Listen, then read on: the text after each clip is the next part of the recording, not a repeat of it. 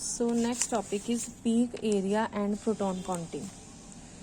तो peak area and proton counting के लिए पोजीशन की तो बात हम ऑलरेडी कर चुके हैं कि पोजीशन किस पे डिपेंड करती है।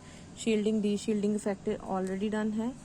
अब हम बात करते हैं कि पीक एरिया हम कैसे कैलकुलेट कर सकते हैं।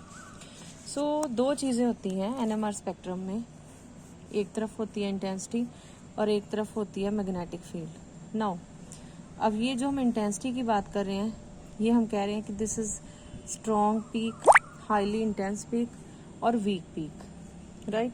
तो इंटेंसिटी कैलकुलेट करने के लिए हम कभी भी हाइट कैलकुलेट नहीं करते, रेदर देन वो जो भी पीक सिग्नल आ रहा है उसके अंडर, उसके नीचे जो एरिया है हम उसकी बात कर रहे हैं। सो एरिया जो होता है that is directly proportional to number of equivalent proton जो सिग्नल को दे रहे हैं।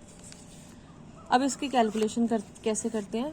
कैलकुलेशन करने के लिए एक मेथड अडॉप्ट किया जाता है that is using electronic integrator, और इस प्रोसेस को हम कहते हैं इंटीग्रेशन।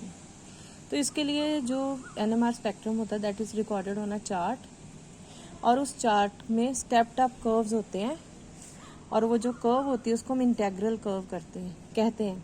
जो हाइट ऑफ पीक होती है that is directly proportional to peak area. For example ये है, जैसे आपका ग्राफ पेपर होता है जिसमें स्क्वायर बॉक्सेस होते हैं, तो यू कैन सी ये इसने शो किया हुआ है टॉलिन के लिए, राइट। तो ये होते हैं स्क्वायर बॉक्सेस, और यहाँ पे अगेन हम हाइट के अकॉर्डिंग नहीं, रादर देन वो जितना एरिया है उस पीक के अंडर, जैसे उसने एरिया लिया हुआ है यहाँ से लेके यहाँ तक, तो जब उसने नंबर ऑफ स्क्वायर्स काउंट किए तो यहाँ पे आए 10, और ये जो एक सिग्नल आया है इसमें जब उसने नंबर ऑफ स्क्वायर्स काउंट किए तो वो आ गए 6। This is example of टॉलिन। तो अब हम प्रोसीजर देखते हैं। टॉलिन में कितने नंबर ऑफ सिग्नल आएंगे? 2। 1 signal that will be corresponding to 3 protons, जो कि हाई फील्ड अप फील्ड होएगा क्योंकि ये सिग्मा प्रोटॉन्स मिथाइल प्रोटॉन्स है। सेकेंड जो सिग्नल होएगा that will be corresponding to these 5 protons, जो कि बेंजीन के प्रोटॉन है। सो ये डाउन फील्ड पे अपेयर होएगा जिसको हम कहते हैं लो फील्ड, और ये high field up field appear होएगा। सो 3 प्रोटॉन्स एंड 5 प्रोटॉन्स।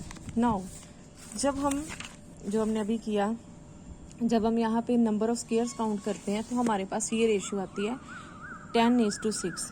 तो नेक्स्ट आपने क्या करना है इसकी कैलकुलेशन के लिए, सबसे पहले तो जो भी पीक्स आ रही हैं, सिग्नल आ रहे हैं, उसके अंडर आपने नंबर ऑफ स्टेप्स काउंट करने हैं, फिर उनकी रेशियो लेनी है, फिर उस रेशियो को आपने कन्वर्ट करना है इनटू होल नंबर रेशियो। तो ये 2 3 ज़ा 6, 2 5 ज़ा 10, तो ये रेशियो हो गई 5:3, यानी कि 10 वाला कौन सा था? ये वाला।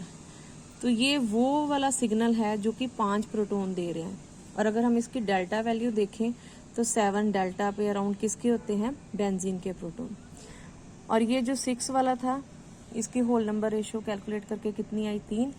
ये कौन से प्रोटॉन का है? ये मिथाइल के प्रोटॉन्स का है, and obviously it is appeared at up field. So this is the method how we calculate peak area, जो आगे हमारे हेल्पफुल होता है to count the number of protons, कि कितने प्रोटॉन हैं जो उस पीक को दे रहे हैं।